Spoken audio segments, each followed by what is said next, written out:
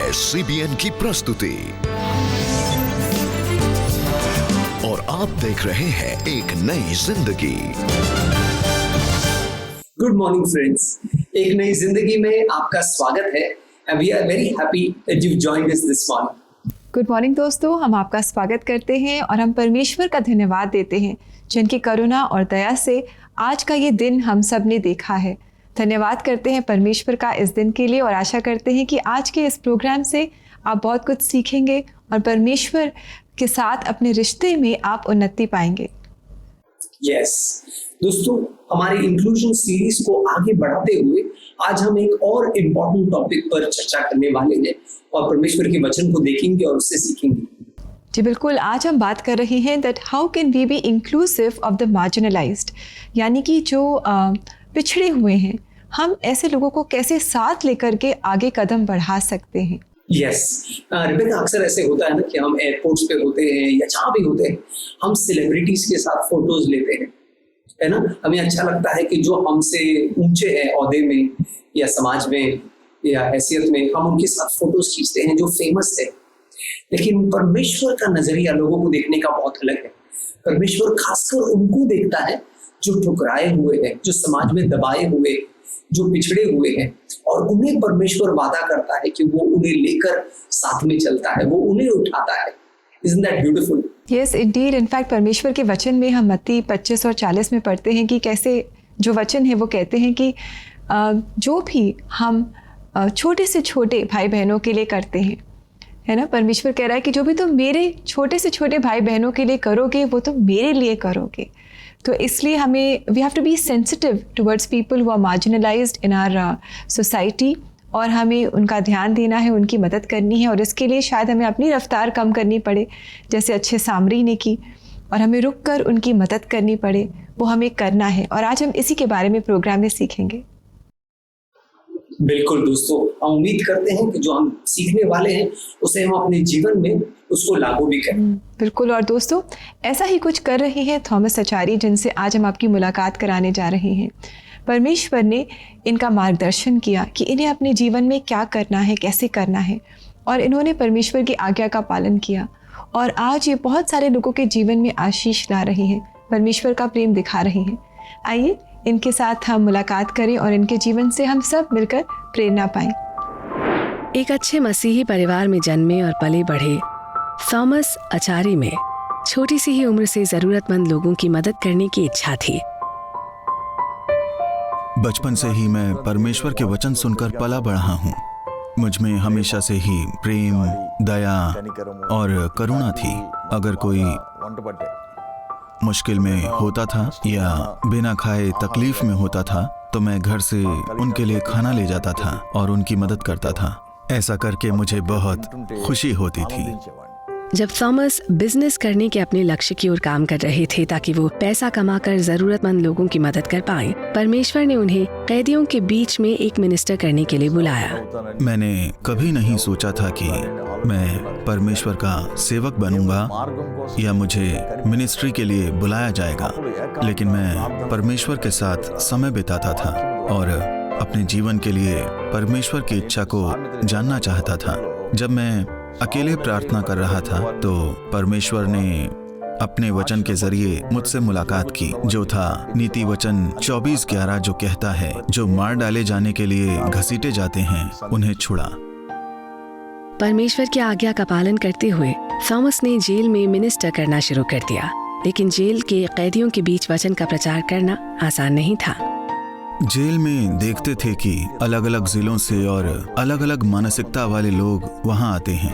वो अपने जीवन में कठिनाइयों और दुखों के कारण मानसिक रूप से परेशान होते थे। अक्सर वो लोग अच्छी बातों का मजाक भी उड़ाते थे। वो इन बातों को किसी भी तरह से स्वीकार नहीं करना चाहते थे, लेकिन जब मैं उन्हें परमेश्वर के प्रेम और सुसमाचार के बारे में बताता था तो एक नहीं तो दूसरे दिन मुझे उनमें बदलाव दिखाई देता था, और ये सब परमेश्वर की कृपा के बगैर संभव नहीं था। लगातार प्रार्थना और जिम्मेदारी के साथ थॉमस ने कैदियों के बीच अपनी मिनिस्ट्री को जारी रखा और उन्हें वहां के हालातों में एक बदलाव दिखाई दिया। हर रविवार को जब भी मैं जेल जाता था और किसी जगह पर प्रेयर मीटिंग बुलाता था तो कैदी उस समय का इंतजार करते थे कि रविवार उनके लिए अच्छा दिन होगा, क्योंकि उनके दिल के बोझ परमेश्वर के वचन से हल्के होते थे। वो सब परमेश्वर में आगे बढ़ रहे थे। ये सब परमेश्वर की मदद से हो पाया। थॉमस द्वारा इस मिनिस्ट्री को शुरू किए आज लगभग 30 साल से अधिक समय हो गया है, जहां वो ऐसे लोगों को प्रभु यीशु मसीह के प्रेम के बारे में बताते हैं जिन्हें न कोई चाहता है और न ही प्रेम करता है। इन 30 सालों से परमेश्वर मुझे अपने मुखपत्र के रूप में उपयोग कर रहे हैं। जब मैं परमेश्वर के वचन को लोगों के दिलों में डालता हूँ तो वो गवाही देते हैं कि हम सोचते थे कि ये तो बस एक जेल है, लेकिन जब हम यहाँ प्रार्थना सभा में आए तो ये हमारे लिए जेल नहीं बल्कि मुक्ति की जगह बन गई। अगर हम बाहर होते तो तय है कि हम पाप भरे जीवन में ही डूबे रहते। परमेश्वर हमें अनंत काल की सजा देता है, लेकिन उन्होंने हमें मौत के हवाले नहीं किया। ये जगह तो हमारे लिए हमारा आध्यात्मिक जन्म स्थान है। आज थॉमस निराशा में जी रहे लोगों के लिए प्यार और आशा का एक जरिया बनकर बहुत संतुष्ट महसूस करते हैं, और वो प्रभु यीशु मसीह के आभारी हैं कि उन्हें एक प्यारा सा साथ देने वाला परिवार मिला। कभी कभी कैदियों के परिवार के लोग हमारे घर आते हैं। जब वो हमारे घर आते हैं तो वो भूखे होते हैं। मेरी पत्नी उन्हें अंदर ले जाती है, उन्हें खाना खिलाती है और चर्च में उनके रहने की व्यवस्था करती है, और वो उनकी हर जरूरत की देखभाल करती है। कुछ महिलाओं के पास सही कपड़े नहीं होते हैं तो मेरी पत्नी उन्हें अपनी साड़ी देती है, उन्हें दिलासा देती है और बाद में उन्हें उनके घर भेज देती है। मैं जो मिनिस्ट्री कर रहा हूँ, प्रभु यीशु मसीह उसके लिए मेरे आदर्श हैं। जब मैं कहता हूँ कि मैंने उस पर विश्वास किया तो इसका मतलब होता है कि मैंने अपने दिल को पूरी तरह से उन्हें समर्पित कर दिया है। सही मायनों में परमेश्वर मुझ में है और वो इस मिनिस्ट्री के हर पहलू में मेरी अगुवाई करते हैं। कितनी अच्छी कहानी है थॉमस आचार्य जी की। और राहुल, जब मैंने इनके जीवन की एक कहानी देखी तो मुझे मत्ती 25 से वो वचन याद आए जब हम पढ़ते हैं कि जब मैं भूखा था तो तुमने मुझे भोजन दिया, जब मैं प्यासा था तो तुमने मुझे पानी पिलाया, जब मैं नंगा था तो तुमने मुझे वस्त्र पहनाए, जब मैं परदेसी था तो तुमने मुझे अपने घर में सहारा दिया, और जब मैं बीमार था तुमने मेरी देखभाल की, और जब मैं बंदी था तो तुम मेरी सुधि लेने आए। तो थॉमस आचार्य जी भी ऐसा ही कर रहे हैं लोगों के साथ आज। वाकई में रिबेका, और परमेश्वर उस वचन में ये भी कहता है कि जिसने ऐसा किया है वो पुरस्कार पाएगा। तो दोस्तों, सबसे पहले जान लें कि परमेश्वर की नजर है आप पर, और इस बात से हमें घबराने की जरूरत नहीं है। इनफैक्ट हम सही करें, क्योंकि हम जानते हैं हमारे भले कामों के लिए जब हम किसी को अपनाते हैं, किसी को समावेश देते हैं, इंक्लूड करते हैं, तब परमेश्वर हमें जरूर इसका पुरस्कार भी देगा। जी, और हमारे आसपास बहुत सारे ऐसे लोग हैं जो मार्जिनलाइज्ड हैं हमारे देश में, हमारे शहर में, हमारी सोसाइटीज़ में। तो बहुत अच्छा है कि हम आगे बढ़ें और इन सब को परमेश्वर का प्रेम दिखाएं, इन्हें इंक्लूड करें अपने रोज़ाना के जीवन में, इन्हें अपॉर्चुनिटीज़ दें, प्रिविलेजेस दें जिनके ये हकदार हैं। यस, बड़ा दुख होता है दोस्तों जब हम पढ़ते हैं कि हमारे देश में कई सारे ऐसे ट्राइबल लोग हैं, कई सारे ऐसी जाति हैं जिन्हें बिल्कुल मार्जिनलाइज किया गया है, जिन्हें बिल्कुल समाज से और अधिकारों से बेदखल किया है। वो पिछड़े लोगों की गिनती में उनका शुमार होता है। लेकिन उससे भी ज्यादा दुख परमेश्वर को होता है, क्योंकि हम सब परमेश्वर की रचना है। परमेश्वर जब हमें देखता है तो वो ये नहीं देखता कि ओ ये तो इतना पढ़ा लिखा है, इसके पास ये डिग्री है, इसकी चौड़ी का कलर ऐसा है वैसा है। दोस्तों, परमेश्वर के लिए हम सब उसके बच्चे हैं, और एक बहुत खूबसूरत वादा है जो परमेश्वर करता है खासकर उन लोगों के लिए जो ठुकराए गए हैं, जो दरिद्र अवस्था में है। भजन संहिता 113 से दो खूबसूरत वचन मैं आपके लिए पढ़ना चाहता हूँ। Psalm 113 verse 7 and 8, भजन संहिता 113 7वां और 8वां वचन कहता है, वह कंगाल को मिट्टी पर से और दरिद्र को घुरे पर से उठाकर ऊंचा करता है, कि उसको प्रधानों के संग अर्थात अपनी प्रजा के प्रधानों के संग बिठाया। शास्त्र कहता है कि वो उन लोगों को उठाता है जो समाज में पूरी तरह ठुकराए गए, जिन्हें दबाया गया है। उन्हें परमेश्वर सिर्फ उठाता ही नहीं, लेकिन अंग्रेजी वचन में कहता है कि उन्हें वो राजकुमारों के संग बिठाता है। अब आप सोचेंगे ये तो बोलने वाली बात है, ऐसा थोड़ी होता है। लेकिन दोस्तों, शास्त्र में कई सारी ऐसी कहानियां हैं। एक कहानी जो मेरे जहन में आती है वो है एक ऐसे चरवाहे की कहानी जो अपने पिता का 8वां बेटा था और एक बहुत ही मामूली छोटे से ऑब्स्क्योर शहर में रहता था जिसका नाम था बेथलेहम। परमेश्वर ने दाऊद को ऐसे में से उठाया, ऐसे में जहां कोई उसे जानता नहीं था। चरवाहों की गिनती बिल्कुल पिछले समाज के लोगों में होती थी और इसलिए वो अक्सर अकेला होता था, और तब उसकी मुलाकात परमेश्वर से होती है और परमेश्वर उसे वहां से उठाता है और इजराइल का राजा बनाता है ना। हम देखते हैं यीशु मसीह ने भी कुछ ऐसा ही किया। ऐसे लोगों को जो मछुआरे थे, जो पढ़े लिखे नहीं थे, अनपढ़ थे, अनस्कूल्ड थे, शास्त्र में कहता है बिल्कुल ऑर्डिनरी फिशरमैन, उन्हें उठाया और उन्हें प्रेरित होने का दर्जा दिया, उन्हें अभिषिक्त किया। दोस्तों, आज परमेश्वर भी ऐसे ही हमारे द्वारा करना चाहता है। वो ऐसे लोगों को छूना चाहता है जिन्हें शायद समाज ने ठुकराया है, लेकिन परमेश्वर का वादा है कि वो उन्हें अपने राज्य में इंक्लूड करेगा। और इसलिए हमें भी अपने घरों में, अपने जीवनों में, अपनी कलीसियाओं में ऐसों को इंक्लूड करना है जो बिल्कुल मार्जिनलाइज्ड है। तो याद रखिए, जब हम ऐसा करते हैं तो परमेश्वर प्रसन्न होता है और वो वादा करता है कि वो हमें जरूर पुरस्कारित करेगा। दोस्तों, आज अगर आप ये मार्जिनलाइज्ड फील कर रहे हैं, एक्सक्लूडेड फील कर रहे हैं, तो हम आपके साथ मिलकर आपके लिए प्रार्थना करना चाहेंगे। आप हमें कॉल करें CBN प्रेयर लाइन में। हमारा नंबर है 9910401010। इसी नंबर पर आप हमें व्हाट्सएप मैसेज भी भेज सकते हैं, और अगर आप काउंसलिंग चाहते हैं इसके लिए भी आप इसी नंबर पर हमें कॉल कर सकते हैं। यस दोस्तों, हमें आपकी कॉल्स का इंतजार रहेगा। आप समय छोटे से ब्रेक का, जब ब्रेक से लौट कर आएंगे तो कोई शक में आपके भेजे गए सवालों का जवाब देंगे और साथ ही साथ आपके लिए प्रार्थना भी करने वाले हैं। सो डू स्टे विद अस।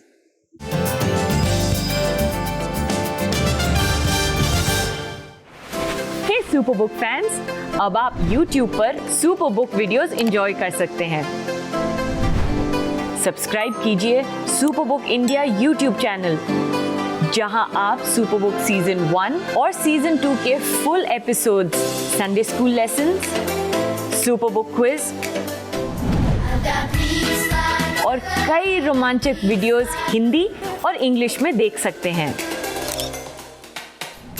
तो मेरे प्यारे पेरेंट्स, आज ही सब्सक्राइब कीजिए Superbook India YouTube channel Bible based content के लिए, जो कि एंटरटेनिंग और एजुकेशनल है।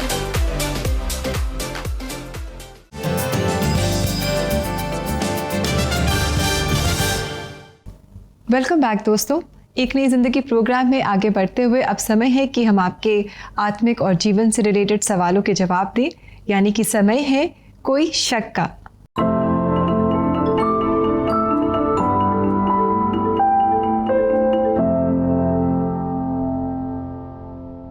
तो आइए दोस्तों, देखिए क्या क्या सवाल आपने हमसे पूछे हैं। और पहला सवाल है इस्माइल का, जो कह रहे हैं, हमारे घर में शांति क्यों नहीं है? हम परमेश्वर को जानते हैं, फिर भी हमारे घर में हमेशा क्यों समस्या रहती है? क्या हमारे विश्वास में कमी है या खुदा हमसे नाराज है? हम प्रार्थना तो करते हैं पर उत्तर क्यों नहीं मिलता? यस, सबसे पहले इस्माइल, थैंक यू। आपने हमें अपना सवाल और अपने डाउट्स भेजे हैं। और सबसे पहले तो मैं बता दूं कि परमेश्वर आपसे नाराज नहीं है।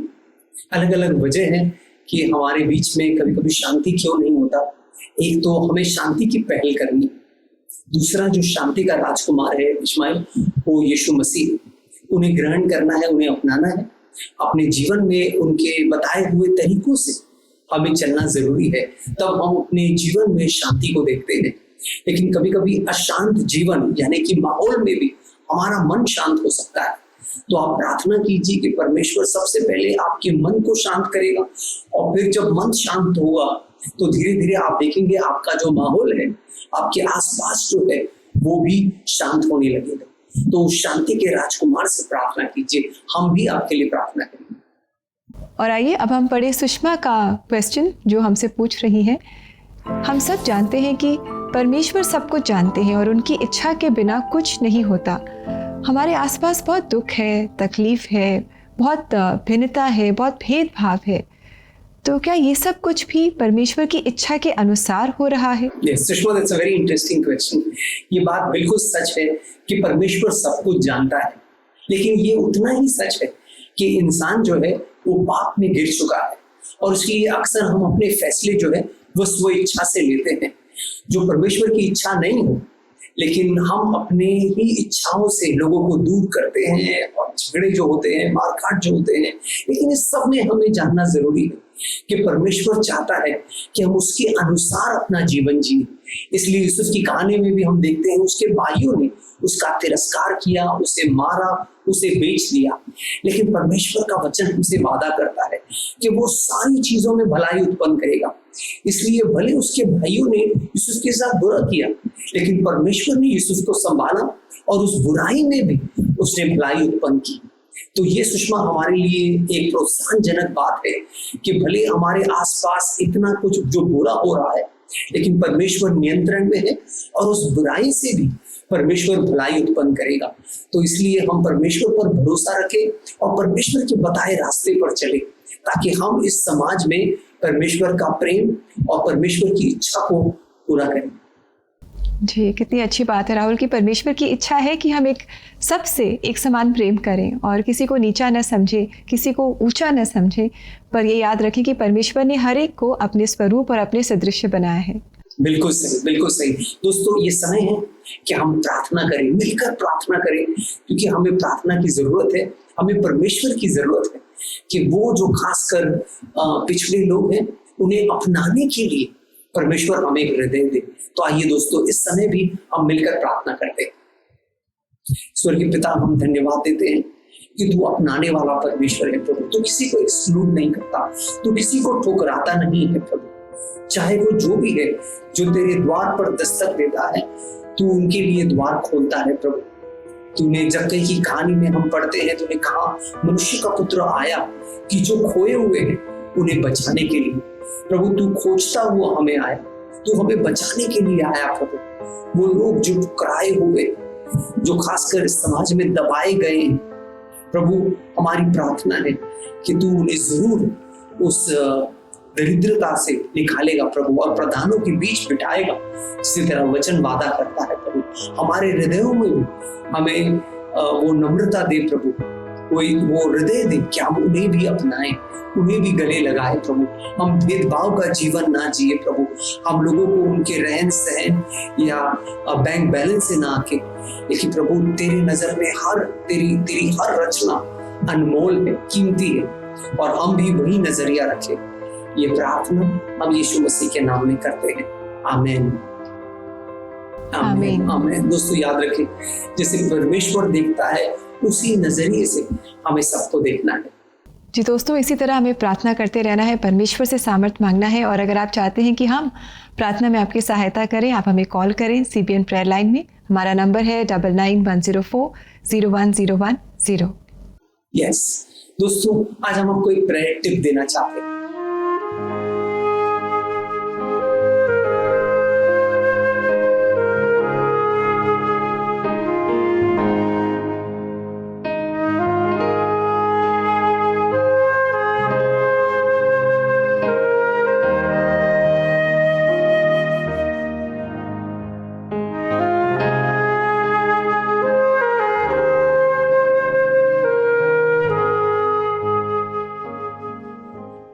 दोस्तों, आज के प्रेयर टिप में हम आपको इंकरेज करना चाहते हैं कि अक्सर हम अकेले तो प्रार्थना करते हैं, तो हम मिलकर प्रार्थना करें, अपने दोस्तों के साथ या एक दो लोगों के साथ हम मिलकर प्रार्थना करें।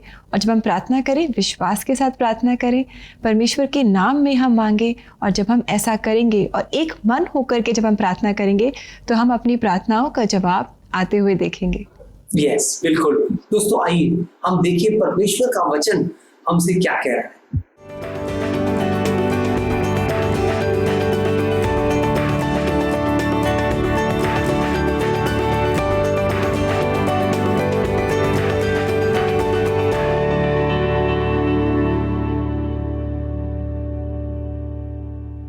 दोस्तों, कितना अच्छा वचन है जो आज के हमारे टॉपिक को कॉम्प्लीमेंट कर रहा है कि हम एक दूसरे की भलाई चाहें। हमेशा अपनी भलाई से बढ़कर हम एक दूसरे की भलाई चाहें।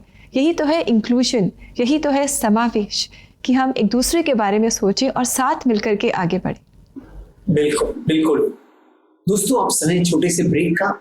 जब ब्रेक से लौट कर आएंगे तो हम आपको दिखाएंगे CBN फाउंडेशन कैसे इंक्लूजन के क्षेत्र में कार्य कर रहा है।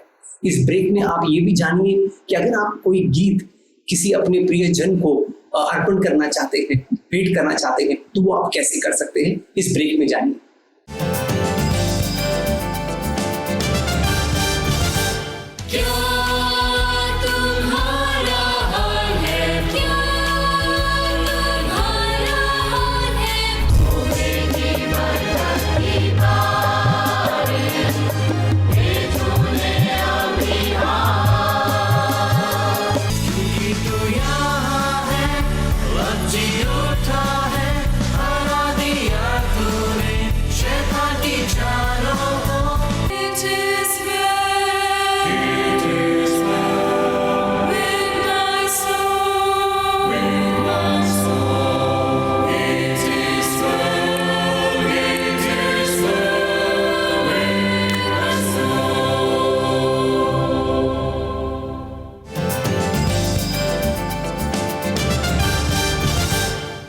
वेलकम बैक दोस्तों। हम आपको इंकरेज करते हैं कि आप भी एक नई ज़िंदगी पर अपनी लव्ड वंस के लिए सॉन्ग्स डेडिकेट करें और ऐसा करके आप उनकी किसी भी मोमेंट या मेमोरी को और स्पेशल एंड प्रेशियस बना सकते हैं। यस दोस्तों, अब हमारे इंक्लूजन टॉपिक को आगे बढ़ाते हुए अब हम देखने वाले हैं कि कैसे CBN फाउंडेशन इस क्षेत्र में हमें सिखा रहे हैं। गीता जी के द्वारा पिछले 2 दिनों में गीता जी ने हमें SRV के विषय में काफी कुछ सिखाया है, बताया है, और आज भी कुछ और हम इस विषय को लेकर के जानेंगे।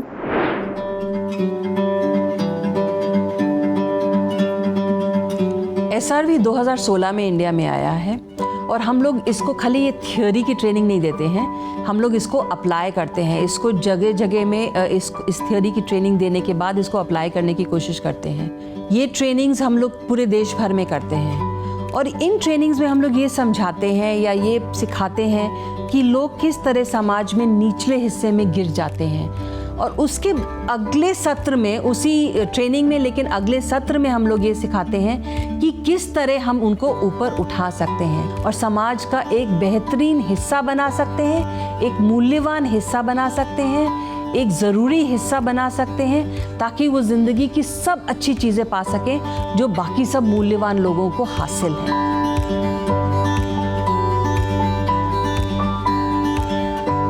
CBN फाउंडेशन जो है वो एक कार्य करता है इंक्लूसिव इंडिया कैंपेन, जो कि सब लोगों को समाज का एक हिस्सा बनाने का, और हम लोग सब एक साथ मिलके एक साथ चल के एक ऐसी दुनिया क्रिएट करना चाहते हैं, एक ऐसा समाज क्रिएट करना चाहते हैं जहां सबके लिए उसमें हिस्सा हो। और CBN फाउंडेशन के साथ हम सब मिलकर, आप भी और हम लोग भी मिलकर इस कार्य को पूरा कर सकते हैं, इस कार्य को एक साथ मिल के आगे बढ़ा सकते हैं, ताकि हम लोग इस समाज में, इस भारत देश में फ़र्क ला सकें।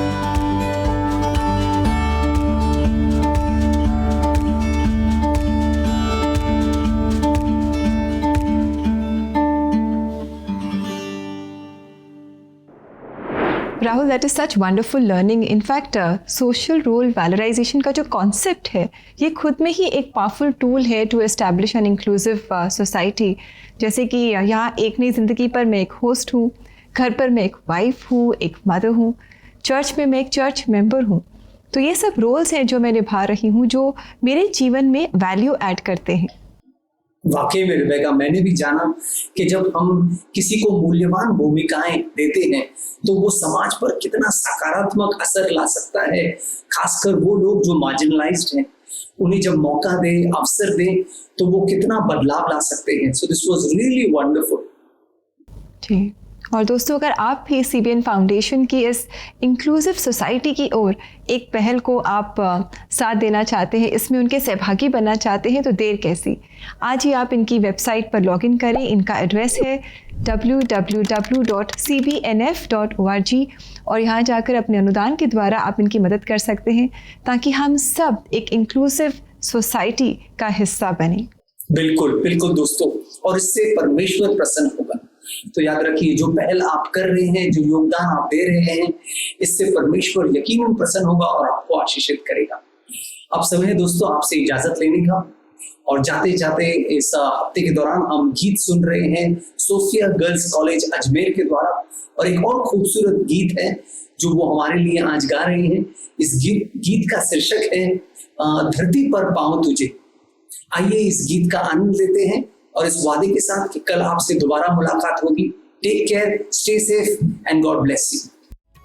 God bless you friends.